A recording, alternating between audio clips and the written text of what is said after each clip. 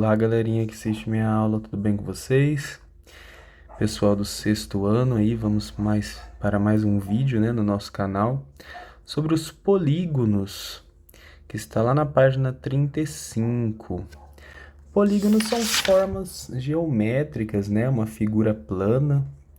Na página 36 aí está falando o que são os polígonos, o que é preciso para ser um polígono. Página 36, eu vou colocar aqui também. Página 36. Polígono é toda figura plana, não aberta, né? Não vazada, que tem apenas segmentos de reta. Então, o polígono ele precisa ter apenas linhas retas. Não pode ter curva. A minha aqui tá meio tortinha as linhas, mas é porque eu não estou usando régua. Mas um polígono precisa ter apenas segmentos de reta. Não pode ser furado, né? Tem que ser fechadinho. Não pode ter nada curvo, não pode ter buraco, e não pode se cruzar os segmentos. Igual esses exemplos verdes que vocês estão vendo na página 36. Esse polígono que eu acabei de desenhar aqui, que parece uma casinha, tem um nome. Era só contar os lados. No caso, são 5 lados. Então, seria o pentágono, o nome dele. Polígono de 5 lados, pentágono. Beleza? Aí na página 37... Antes de chegar na página 37, nós podemos classificar aí os polígonos, né? Dando nome para eles na página 37. Antes de chegar lá, na página 36 nós temos os elementos. Vou colocar aqui algumas letras em cada vértice, né? Que é o encontro dos segmentos, esses pontinhos pretos que eu fiz aí. Seriam os vértices, né? Vértices. No caso, seria o A, B, C e D. Esses pontinhos que estão bem nos encontros dos segmentos. Os lados seria, por exemplo, o que vai de um ponto até o outro, né? Por exemplo, o BC seria um exemplo de lado. Coloca um risquinho em cima. Ângulos seria essa parte interna aqui, que nós poderíamos chamar de ângulo interno, essa abertura, que tem em cada vértice tem um ângulo. Esses são os ângulos internos, que ficam na parte de dentro. Teria também os ângulos externos, mas não vem ao caso no momento, beleza? Agora na página 37, fala aí da classificação, né? A denominação, o nome que se dá a cada polígono. Um polígono que tem 3 lados, nós chamamos de triângulo. Então, vou colocar aqui lados e nome. O de 3 lados é chamado de triângulo. Dá uma olhada aí na página 37, como é chamado o polígono que tem 4 lados. Tem vários com 4 lados, tipo o quadrado, o retângulo, mas toda vez que o polígono tiver 4 lados, ele é chamado de quadrilátero. Os mais usados são os quadriláteros, os triângulos pela gente, o pentágono, o hexágono, esses que estão aí na página 37. Depois de 4 lados, seria o polígono com 5 lados, que nós já falamos sobre ele, né? O pentágono, depois o que tem 6 lados, que eu vou colocar aqui, que o nome é hexágono. Depois o que tem 7, heptágono, o que tem 8, octógono, o que tem 9, eneágono e o que tem 10, decágono. E assim por diante. Dá uma olhadinha aí na página 37, beleza? página 37.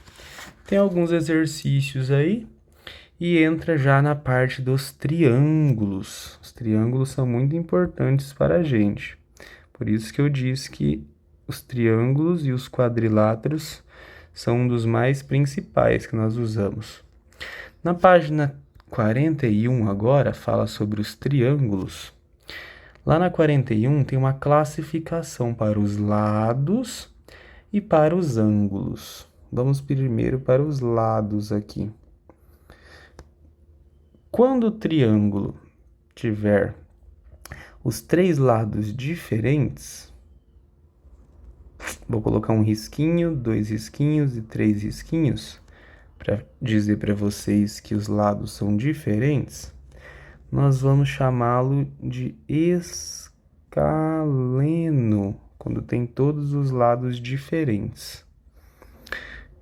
Quando o triângulo tiver dois lados iguais e um diferente, vamos supor que esse lado com um risquinho é igual a esse outro com esse outro risquinho, e esse com dois risquinhos é o lado diferente. Dois lados iguais, ele vai ser chamado de isósceles. Beleza? E tem também o triângulo com três lados iguais. Vou tentar desenhar aqui. Um triângulo com três lados iguais. Deixa eu melhorar esse triângulo.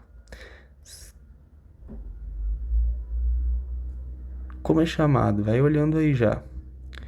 Triângulo com três lados iguais. Vamos supor que esse lado seja igual a esse, seja igual a esse. Por isso que eu coloquei um risquinho em cada lado. Para mostrar que os três lados são iguais e ele recebe um nome. Equilátero. Toda vez que os lados forem todos iguais, o triângulo é chamado de equilátero. E tem também a classificação em relação aos ângulos. Ângulos dos triângulos. Quando o triângulo tiver um ângulo de 90 graus, um ângulo reto, um quadradinho com a bolinha, ele é chamado de triângulo retângulo. Beleza? Se tiver um ângulo de 90 graus, um ângulo reto, é chamado de triângulo retângulo. E se o triângulo tiver todos os ângulos agudos, menores que 90 graus? Todos os ângulos menores que 90 graus. Ângulos agudos. Ele vai ser chamado de triângulo acutângulo.